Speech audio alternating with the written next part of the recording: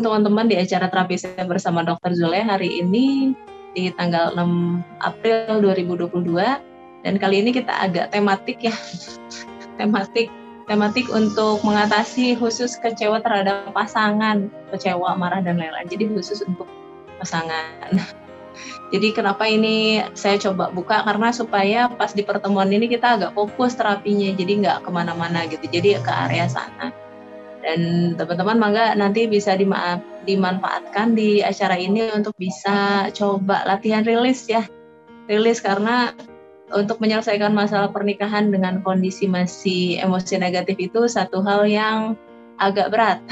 Sulit nanti untuk ikhlas, sulit nanti untuk menerima. Kenapa? Karena masih marah, karena masih... Oke, baik, kita akan coba mulai ya. Mulai untuk terapinya. Silakan barangkali ada yang mau konsul, permasalahannya apa. Khusus di acara kali ini boleh on cam, boleh off cam ya. Ya, mangga ada yang mau konsul? Keluhannya apa? Masalahnya apa? Ya, silakan Pak Ono. Bismillahirrahmanirrahim. Mohon maaf Bu Dokter. Yuk. Kameranya dimatiin dulu, ini lagi gendong anak saya. Iya. Oke, silakan. Assalamualaikum warahmatullahi wabarakatuh. Waalaikumsalam warahmatullahi wabarakatuh. Jadi gini Bu Dokter, sebenarnya keluar dari tema sih. Tadi kan ada telepon dari tempat saya kerja dulu gitu kan, di bidang jadi dakwah juga, terus jualan juga gitu Bu Dokter. Sekarang tuh dapat panggilan untuk kerja lagi di sana. Cuman gajinya belum ini gitu, belum sesuai gitu. Kalau dihitung-hitung mungkin habis buat bensin aja. Bagaimana ya cara untuk, sebenarnya kalau untuk membantu saya sih ya siap gitu, karena di tempat kerja saya yang dulu juga guru saya juga gitu kan. Terus gimana ya kalau misalkan cara menolaknya gitu Bu Dokter, soalnya gak enak juga gitu kan. Terus bagaimana nanti kelanjutan saya, misalkan silaturahmi pasti kan agak canggung nih sedikit gitu, pasti adalah rasa canggung gitu. Sebenarnya saya mau gitu membantu, cuman melihat gaji yang belum sesuai gitu, gimana ya cara untuk menolaknya gitu Dokter. Terima kasih. Assalamualaikum warahmatullahi wabarakatuh. Waalaikumsalam warahmatullahi wabarakatuh. Sekarang Pak Ononya lagi kerja? Untuk sekarang sih saya kan berbisnis itu Bu Dokter, pengiriman ke luar negeri yang lagi saya jalani gitu kan. Oke. Jadi gimana ya? Ya alhamdulillah sih untuk yang pengiriman sekarang juga posisinya naik turun, cuman ya lebih baik ke profit ini aja dulu deh gitu. Yang penjual bisnis saya dulu gitu kan. Soalnya kalau saya ninggalin bisnis saya juga kasihan istri kerepotan gitu sendirian. Jadi makanya saya gimana ya cara nolaknya. Sebenarnya saya pernah konsul waktu itu ke bisnis saya juga, coach bisnis saya naik turun. Mungkin beliau juga pengen ngebantu saya gitu kan. Cuman untuk saya gajinya belum menutup. Jadi saya tuh bingungnya di situ aja sih sebenarnya. Saya pernah konsul tapi sekarang dibantu, tapi sayanya untuk segitu belum nutup nih, buat bensin saya aja kurang gitu Bu Dokter gitu. Oke, baik. Pertanyaannya bagus ya. Dan ini nanti bisa untuk apply juga buat yang lain sih Pak. Karena permasalahan itu buat nanti kalau udah paham ilmunya sama-sama aja gitu, mau bentuk apapun sama. Jadi saya perkenalkan lagi dengan 7 Law of Happiness ya, 7 rahasia kebahagiaan. Yang sempat saya iklankan bukunya di status WA saya. Itu buku yang dulu saya baca di 2014 yang akhirnya bisa membantu saya untuk gak mudah galau, Pak. Gak mudah galau. Jadi tidak hanya ke arah itu ya, tapi banyak hal juga, banyak yang akhirnya saya bisa improve dari membaca buku tersebut. Jadi baca buku tersebut tuh kayak habis ikutan pelatihan yang sangat-sangat berharga gitu. Jadi saya pernah ikutan pelatihan yang harganya tuh dulu berapa gitu ya, berapa juta gitu ya. Kemudian saya bandingin sama baca buku itu dan hasilnya adalah cukup setara isinya dengan pelatihan tersebut. Nah, Pak Ono, jadi ini Seven Law of Happiness itu ada sabar, syukur, simple. Ini 3 dulu ya, sabar, syukur, simple. Sabar itu adalah kita menjalani apa yang seharusnya kita lakukan. Kita paham apa yang kita lakukan dinilainya dari benar atau tidak gitu. Benar atau tidak ya kita nilainya dari mana komitmen yang sedang kita pegang. Oke, sekarang pertanyaannya kan, Pak Ono sekarang sedang bekerja atau tidak gitu. Ya, sedang, tadi jawabannya iya kan ya, sedang menjalankan sebuah bisnis gitu kan. Kemudian ketika ada seseorang yang menawarkan ada sebuah kesempatan pekerjaan gitu. Kemudian di situ boleh nggak kita menolak karena ada ketidaksesuaian gitu, atau ada ketidakcocokan? Sangat boleh jawabannya. Yang nggak boleh itu kita sudah komitmen terus kita nggak ngerjain. Tuh. Jadi yang perlu pertama kali dilakukan adalah memastikan apakah yang sekarang saya kerjakan ini adalah benar atau tidak. Ketika ada tawaran, saya berhak untuk menolak atau tidak. Kalau saya berhak menolak, berarti dan saya ingin menolak karena berbagai pertimbangan, dan pertimbangan itu individual, tidak bisa disamakan satu dengan yang lainnya. Dan dia benar-benar tanggung jawabnya itu yang utama, Pak. Sekarang saya tanya Pak Ono nih, ketika misalnya Pak Ono mengerjakan, membantu teman itu, kira-kira tanggung jawab terbesar Pak Ono terkerjakan nggak? Misalnya untuk nafkah gitu ya, untuk biaya-biaya lain-lainnya gitu ya. Nah, ketika misalnya jawabannya, oh kalau saya kerja di sana saya nggak bisa nafkahin istri saya gitu. Saya kehilangan waktu dengan anak-anak saya dan buat saya itu berharga. Berarti kesimpulannya jawabannya sederhana. Berarti saya perlu menolak. Kenapa? Karena ada banyak tanggung jawab di sana yang terlalaikan bila saya bekerja di sana. Oke, bila sudah clear bahwa bahwa ada pilihannya adalah yang tepat, adalah yang paling benar saya ambil adalah tetap bekerja di rumah, berarti itu harus ditolak dengan sabar. Jadi sabar itu bukan diam ya, sabar itu bukan setiap ada orang minta tolong, oke ya hayu gitu, oh enggak. Tapi sabar itu menjalankan apa yang seharusnya dikerjakan dengan melihat skala prioritas, dengan melihat tanggung jawab, dengan melihat janji-janji yang sudah kita ucapkan. Jadi nanti dari kasus ini berarti kita bisa nangkep ya bahwa yang benar itu adalah saya tetap bekerja di rumah. Nah, ketika bekerja di rumah nanti ada sabar dan syukur ya. Syukur itu kita akan bisa bahagia ketika kita bersyukur untuk semua proses yang ada gitu, semua rezeki yang ada. Oke, kemudian yang selanjutnya nih yang penting di kasus ini 2 langkah gitu. Pertama sabar dan simple. Simple itu sederhana, artinya kita tidak boleh dalam hidup itu ada dalam 2 pilihan. Kalau ada 2 pilihan langsung pilih salah satu. Nah, dasar pemilihannya apa ya tadi? Kita cek gitu ya, kita cek, oh komitmen saya apa, tanggung jawab saya apa, oh ternyata ini, kewajiban saya bulanan apa, oh ternyata ini. Jadi akhirnya sederhana sekali, sepertinya saya tetap harus bekerja di rumah mengerjakan bisnis saya sekarang. Kenapa? Karena yang itu tidak memungkinkan untuk saya bertanggung jawab. Oke, kemudian simple tadi ya pilihannya. Selanjutnya silakan Pak Ono nanti bisa menyampaikan bahwa saat ini Pak Ono sedang, misalnya bahasa mungkin yang enaknya, kalau para pengusaha itu tahu, saya sedang ingin fokus untuk mengembangkan bisnis yang saya jalani bersama saya. Dan itu insya Allah cukup jelas ya. Kalau para pengusaha tahu bahwa ketika misalnya kita mau fokus ya memang ya sudah mau fokus gitu, itu pilihan kita.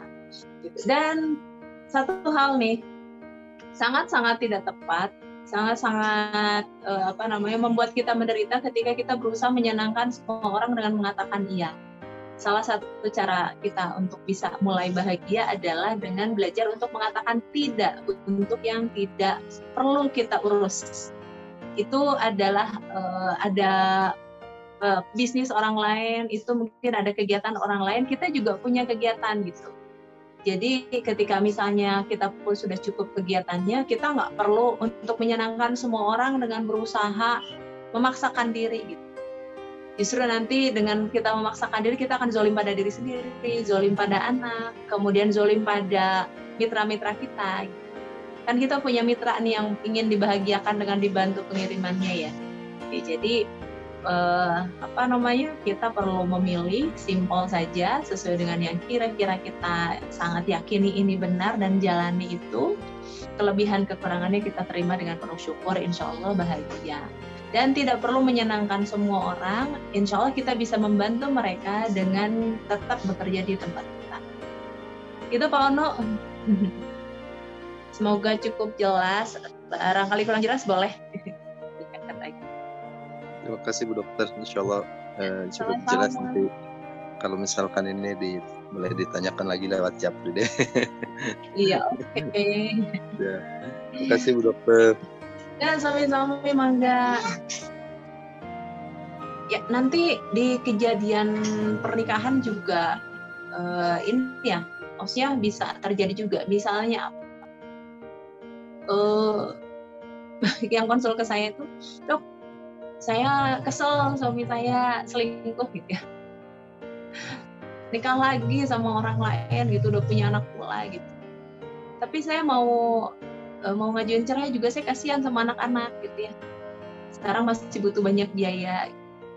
Nah teman-teman semuanya, ini juga sama nih, kegalauan ini adalah sumber stres, sumber depresi gitu. Jadi orang-orang yang stres terlalu berat, lama-lama nanti jadi depresi. Jadi kita nggak boleh berada dalam dua pilihan, cukup pilih satu.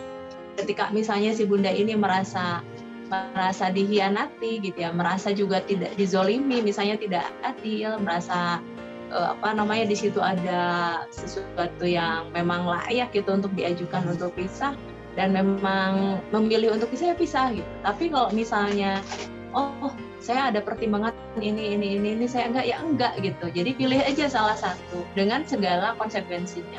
Kalau memilih lanjut berarti belajar untuk berbagi, belajar untuk menerima, belajar mengatasi rasa kecewanya, rasa marahnya. Kalau misalnya memilih pisah, enak memang, lepas gitu ya, lepas dari segala keluhan tersebut gitu. Tapi nanti ada konsekuensinya juga. Kita kehilangan bersama ayah anak kita misalnya. Itu perlu diterima dengan penuh rasa syukur gitu. Jadi apapun yang dipilih silakan berbenar. Supaya nanti nggak kecewa, tipsnya adalah benar-benar cek apakah yang akan kita kerjakan itu benar atau tidak menurut Allah gitu. Kalau yakin kita sudah mengupayakan, mengikhtiarkan yang optimal seoptimal mungkin, kemudian kita juga konsul gitu, kita bertanya, kemudian kita juga sudah menyiapkan diri dengan segala macam persiapan gitu. Kita tinggal memilih salah satu. Jangan sampai kita hidup berada dalam kondisi dua pilihan terus, itu yang bikin stres. Galau gitu. Dan galau itu nggak perlu kalau untuk seorang muslim. Galau itu nggak perlu, cukup pilih salah satu yang diyakini, jalani dengan penuh kesabaran. Apakah itu misalnya tetap bersama atau misalnya berpisah, it's no problem. Semua orang punya reasoningnya masing-masing. Ya teman-teman, saya coba bahas lagi ya. Jadi ketika kita nanti mau menyelesaikan permasalahan apapun, salah satu hal yang perlu kita capai adalah posisi tenang. Posisi tenang dan positif. Supaya apa? Supaya kita nyaman untuk berpikir gitu. Karena kalau orang lagi stres kan susah mikir ya. Kalau orang lagi stres itu susah mikir. Kalau orang sedang lagi marah itu sulit untuk memutuskan sesuatu dengan benar. Jadi penting sekali ketika teman-teman nanti menghadapi permasalahan, kemudian di situ ada rasa marah, ada kecewa, ada gelisah, ada takut. Nah, emosi-emosi negatif itu bisa mengganggu kita untuk bisa berpikir dengan benar, dengan bijak, dengan fokus. Jadi terapi SAFE ini dipakai untuk bila ada masalah kita coba rilis dulu tuh si emosi negatif. Kemudian setelah rilis nanti perasaan kita tenang, kita bisa berpikir dengan lebih baik. Oke, ini ada yang chat, coba baca ya. Assalamualaikum, izin bertanya dokter, bagaimana cara menghadapi suami yang egois dan jika marah sifat aroganismenya keluar? Teman-teman, suami egois ya. Kalau menurut saya memang pria itu diciptakan untuk punya ego tersendiri, jadi agak egois sedikit. Jadi agak, kebayang nggak kalau misalnya ya kita punya pimpinan, terus pimpinannya nggak punya ego. Misalnya ketika ada grup yang ini bilang, Pak jangan ini dong, oh gitu ya, oh ya oke, ya udah ikut aja kamu ya. Kemudian ada grup ini bilang, Pak ya ini kan gini-gini, ya udah deh ikut itu aja deh nggak apa-apa gitu. Jadi ketika seorang pemimpin tidak ada egonya, tidak ada kekuatan untuk berpegang teguh pada sesuatu, sebenarnya nggak terlalu bagus. Fitrahnya seorang pria itu pemimpin bagusnya memang mereka punya ego yang lebih tinggi. Jadi punya punya kekuatan untuk memutuskan. Soal benar salah itu soal lain ya. Tapi egois itu satu sisi adalah hal yang normal dan oke saja. Kemudian di sini aroganismenya gitu ya, bagaimana? Ya teman-teman, kan nggak semua pria itu besar dengan kondisi punya keterampilan pengelolaan emosi yang semuanya bagus ya. Ada beberapa yang punya inner child, ada beberapa yang punya gangguan jiwa gitu. Dan salah satunya mungkin suaminya kita. Gitu. Jadi yang seperti itu kita lihatnya jangan sampai negatifnya bahwa oh suami saya nyakitin saya, oh suami saya sombong, oh suami saya jahat gitu sama saya. Kalau saya lihatnya tidak begitu. Saya lihatnya adalah seorang pria di situ yang mereka mungkin butuh mengeluarkan emosinya supaya sehat gitu ya. Yang mereka punya kesulitan pengendalian emosi dan perlu kita bantu untuk bisa menjadi pribadi yang lebih tenang dan lebih sabar. Gitu kan ya? Gitu. Dengan cara apa? Dengan cara ketika beliau marah, kita cukup tenang. Kita temani pasangan kita untuk bisa dia bisa mengeluarkan emosinya dengan dengan tidak dibantah gitu. Kalau misalnya dibantah, dilawan, nanti kan semakin panas ya, semakin sulit untuk mengendalikan emosi. Tapi ketika melihat istrinya tenang, dia bisa akan merasa didengarkan. Kemudian dia akan melihat contoh bagaimana istrinya bersikap tenang dalam kondisi seperti itu. Suatu saat suami kita bisa terinspirasi oleh sikap istrinya. Oh istri saya tuh orangnya tenang ya, kalau saya marah tuh saya senang banget. Karena itu curhatannya bapak tuh begitu. Beliau tuh bisa betah, kenapa? Karena kalau saya lagi marah istri saya tenang. Sebaliknya istri ke suami juga sama. Misalnya saya punya gangguan emosional, misalnya saya kalau lagi marah tuh agak blast. Kemudian suami saya tuh tenang. Terus saya bilang, saya terima kasih ya kamu tenang waktu saya marah. Sehingga saya bisa melewati kondisi tersebut dengan lebih baik. Dan kesini lama-lama improving ya. Saya juga berkembang, ketemu terapi SAFE juga, latihan juga. Terus suami saya juga udah hafal gitu gimana untuk nenangin. Ya alhamdulillah semakin lama semakin bisa lebih cepat gitu untuk menenangkan. Nah itu juga silahkan teman-teman ini tadi bunda yang konsul gitu ya ke suaminya, coba kita terima bahwa itulah kekurangan suami kita. Disitulah kita bisa mempraktekkan ilmu sabar kita bisa mempraktekkan ilmu komunikasi kita, bagaimana kalau orang lagi marah kita cukup dengerin saja. Kemudian kalau aroganismenya keluar gitu, semuanya keluar, namanya orang emosi negatif itu ngomongnya ngaco, lupa sama semua jasa-jasa gitu ya. Lupa sama komitmen bahwa harus lembut sama istri, yang namanya juga lagi marah gitu. Itu normal untuk seorang yang marah. Dan kemudian bagaimana nanti caranya supaya beliau bisa lebih mengendalikan diri. Nah, kita perlu paham bahwa tadi ya, bahwa kenapa sih ada pria, kita ada suami yang tadi emosinya sangat tinggi. Salah satunya bisa karena inner child, salah satunya bisa karena gangguan jiwa. Ya kita obatin gitu. Kita obatinnya dengan apa? Salah satu obat yang utama untuk mereka adalah mendapatkan cinta dan kasih sayang dari pasangan gitu. Karena ada beberapa yang gangguan emosional itu ada luka batin masa lalu, ada trauma masa lalu, ada merasa tidak dicintai, sehingga jadi sensitif. Jadi silahkan bundanya bisa memberikan terapi dengan terapi cinta, saya bilang ya, terapi cinta dan kasih sayang. Itu satu. Yang lain, kalau ternyata memang sulit sekali untuk dikendalikan, bawa ke psikiater, nanti dicek, barangkali memang ada gangguan bipolar misalnya, atau gangguan yang lain yang memang butuh obat dulu. Jadi ini bukan untuk dibiarkan juga, kita sabari untuk pas ketika marah kita tenang supaya lebih supaya bisa terfasilitasi untuk bisa tenang suaminya. Yang kedua, kita bantu pengobatan suami kita untuk bisa menjadi pribadi yang lebih tenang dengan tadi dengan terapi cinta, kemudian dengan terapi inner child misalnya, kemudian bisa konsul psikiater dan diterapi bila memang ada gitu ya Bun ya. Dan apa yang saya ceritakan barusan itu saya jalanin juga. Jadi saya ikutan terapi juga, suami saya juga ikutan terapi, sampai akhirnya kami bisa menjadi pribadi yang lebih tenang, lebih nyaman, dan lebih hangat. Oke, baik. Silakan, ada yang mau bertanya lagi? Ya, para bunda, ayah, nanti ke depannya setelah dapat materi hari ini, terutama tadi ya tentang barusan gitu, yang marah-marah nih harus gimana. Teman-teman lihat kalau orang yang sulit mengendalikan marah itu jangan lihat kayak orang normal deh, tapi mereka adalah orang yang butuh bantuan, mereka ada istilahnya ada hati yang sakit ya, kurang sehat gitu. Kalau yang hati cukup sabar dan bisa mengendalikan diri, cukup dewasa untuk berpikir.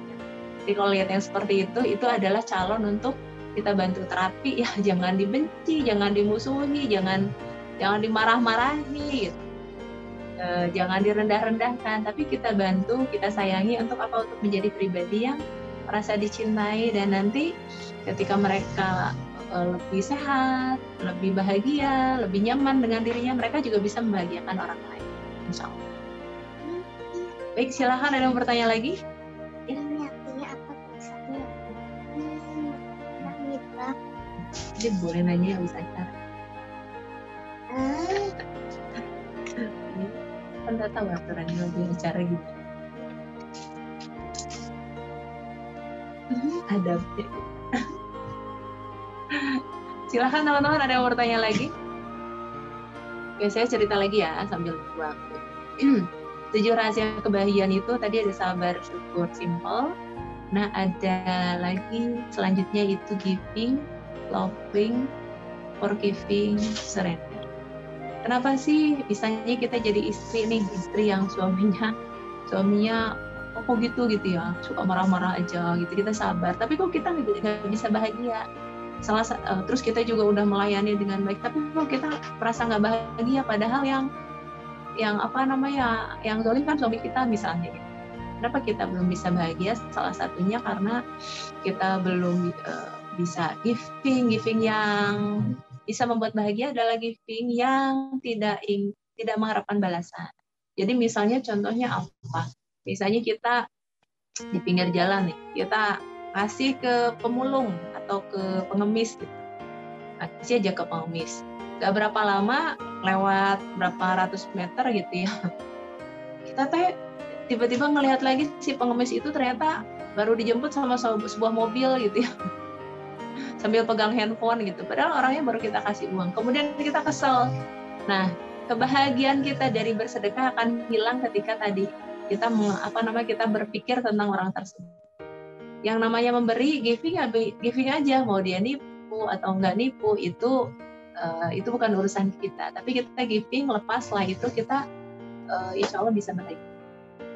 Nah, loving juga sama ketika kita mencintai, tapi kemudian kita berharap orangnya melakukan hal yang sama dengan kita, harusnya dia berterima kasih, harusnya dia bahagiain saya, itu berarti lovingnya belum lepas, masih berharap balasan. Itu juga sama, itu adalah loving yang belum bisa membuat kita bahagia. Tapi loving yang membuat bahagia itu adalah ketika misalnya ada seorang relawan, dia membantu gitu ya. Dia membantu membesarkan anak-anak yatim piatu gitu ya, sampai rumahnya penuh. Kemudian dia semuanya semuanya disayangi, semua diberi. Ada yang bersikapnya kurang bagus atau misalnya ada yang kurang berterima kasih, dia nggak masalah. Pokoknya beri aja. Dia akan bahagia gitu dengan apa yang dia kerjakan. Kenapa? Karena dia tidak mengharap balasan. Kalau dia berharap balasan, maka tiap ada orang yang misalnya ya ada anaknya yang berbuat tidak enak, dia akan merasa sakit hati. Oh, saya udah ngasih tapi kok dia begitu sama saya. Nah, itu bahagiannya hilang. Kebahagiaan itu akan hadir pada seseorang yang giving dan lovingnya tidak berharap balasan. Termasuk ketika kita giving dan loving kepada pasangan. Ketika kita berharap balasan dan balasannya nggak sesuai dengan apa yang kita mau, saat itulah bahagianya hilang, walaupun kita sudah memberikan banyak sekali ke pasangan kita. Kemudian forgiving itu memaafkan. Jadi kita memaafkan apa yang dilakukan oleh pasangan kita pada kita, walaupun itu zalim sama kita maafkan. Maaf itu bukan menghilangkan dosa, pastinya itu dicatat ya sama Allah. Tapi memaafkan itu menerima bahwa itulah kekurangan pasangan kita. Pasangan kita masih belum bisa mengendalikan diri, masih khilaf gitu ya. Dan kita juga menerima bahwa dari situlah Allah itu memberikan jalan pahala sabar gitu ya untuk kita gitu ya. Kemudian tadi misalnya kita dizolimi sama pasangan, terus kan nggak boleh kita juga membiarkan suami zolim. Emang nggak boleh, itu bukan untuk dibiarkan tapi untuk diterapi. Bentar ya, kita bukan membolehkan KDRT sama sekali, tidak, tapi membiarkan. Kita ada komponen sabar di sana ya. Sabar itu bukan membiarkan, tapi sabar itu bagaimana kita bersikap dengan benar. Kemudian kita kalau misalnya tahu suami kita sakit, perilakunya tidak normal, ya kita bantu untuk terapi gitu. Kita juga tidak tinggal diam. Kalau perlu kita negur, tapi negur dengan tepat ya. Negur yang dengan tepat itu seperti apa? Ya kalau ternyata yang negurnya lebih cocoknya wali kita, ya wali kita gitu. Kalau yang negurnya lebih cocoknya siapa yang kita tahu orangnya didengerin suami kita, ya itu yang kita kerjakan. Jadi di forgiving ini kita memaafkan itu menerima bahwa itulah kekurangan pasangan kita. Semua manusia itu punya kekurangan dan berhak untuk bisa memperbaiki kekurangannya, berhak untuk dibantu oleh terutama kita istri. Oke, kemudian ada surrender. Surrender itu pasrah. Jadi kita memasrahkan semua hasilnya. Perubahan itu bukan haknya kita, itu haknya Allah Subhanahu Wa Taala. Kapan dia berubah itu bukan areanya kita.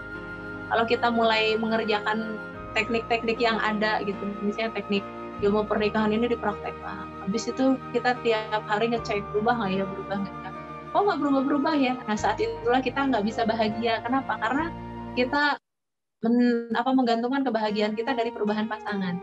Sedangkan seorang muslim bahagianya bukan dari sana. Bahagianya adalah ketika dia sudah taat kepada Allah Subhanahu Wa Taala. Ketika sudah mendapatkan ridho Allah, dia berhenti di sini. Hasilnya terserah Allah. Insya Allah bahagia. Oke, baik teman-teman, mungkin ada juga tapi saya masih kesel gitu, saya masih marah, yaitu dia kembali lagi. Kita agak sulit ikhlas kalau misalnya dalam hati kita masih ada luka di sana. Jadi obati dulu lukanya. Kalau lukanya udah sembuh, insya Allah nanti ikhlasnya datang sendiri.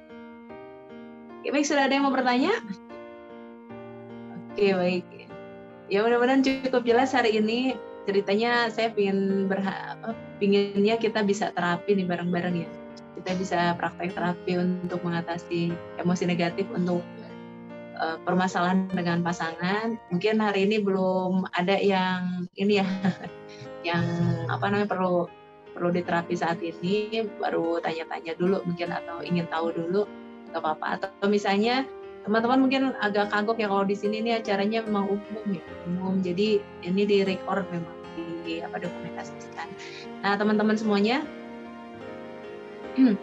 di proses untuk bahagia itu ada langkah yang perlu kita kerjakan, ada ilmu yang perlu kita kejar ya, yang pengejarannya itu butuh waktu, butuh energi, kadang butuh biaya gitu ya. Dan yang saya alami dulu lumayan agak besar gitu yang saya jalani gitu. Dan alhamdulillahnya insya Allah ketika kita mengejar ilmu itu, kita berikhtiar dengan optimal, hasil tuh nggak nipu ya. Hasil itu tidak mengkhianati upaya yang kita lakukan. Jadi teman-teman semuanya silahkan, teman-teman yang memang saatnya butuh terapilah kejar gitu untuk terapi. Kejarlah bukunya. Kalau misalnya aduh saya pengen terapi sendiri, boleh lihat di YouTube saya ada teknik SAFE, ada video-video dokumentasi terapi SAFE, itu bisa diikutin. Ada yang testimoni, mereka ikutan videonya, kemudian coba praktekkan dan alhamdulillah bisa membaik gitu kondisinya. Jadi teman-teman silakan, yang free itu saya buka banget. Kalau yang dibantu, di assist gitu, saya bantu terapi itu juga berbayarnya juga nggak berat gitu insya Allah. Gitu. Jadi teman-teman, yang utama adalah silakan bergerak. Ketika teman-teman yakin have problem, punya masalah, jangan biarkan. Gitu. Kita punya ketika kita sadar kita masuk lubang yang sama 3 kali. Saya gitu konsepnya. Saya kalau udah 3 kali ini masalah. Oh no, saya nggak mau lagi kena masalah itu.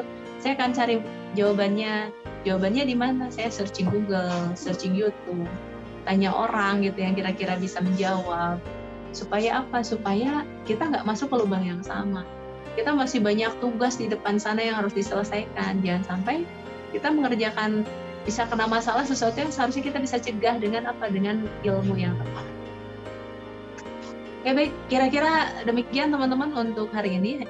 Semoga bisa menginspirasi. Hari ini kita belajar belajar tentang 7, jadinya belajar tentang 7 rahasia kebahagiaan gitu, untuk bisa menyelesaikan masalah di pernikahan ataupun tadi masalah untuk memutuskan sebuah pekerjaan ya. Gitu. Dan semoga teman-teman ke depan tadi bisa paham tentang apa itu sabar, mengerjakan perintah Allah, kemudian syukur gitu, mensyukuri apapun yang diberikan oleh Allah Subhanahu wa taala, yakin itu yang penting. Kemudian simple, hindari yang namanya berada dalam kegalauan, dalam 2 pilihan atau 3 pilihan.